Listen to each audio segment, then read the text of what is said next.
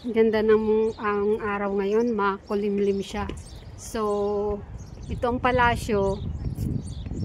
Katabi niya ang Faro. Yun sa taas ang Faro.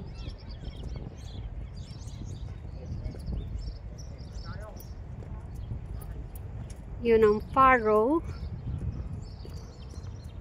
And then, makikita mo yung dito ang view. Makikita mo yung pwede mo siya makita all.